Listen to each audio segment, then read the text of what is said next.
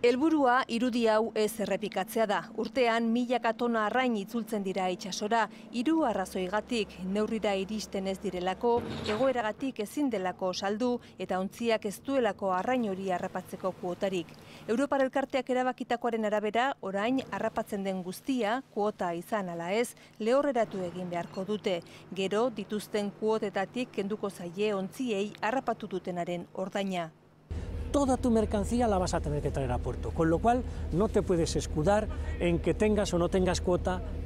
Arrasteko armadoreek ontzat eman dute erabakia. Algo que no es utópico y que se puede realizar. Ez da utopikoa eta egin daitekeen zerbait da dio Ondarroako armadoreen ordezkariak. Izan ere, Europar Elkarteak bazterkinak desagertarazteko 7 urteko epea jarri du. Oraindik 7% onartuko da, baina 2021 baterako hutsera jaitsi beharko dute ontziek.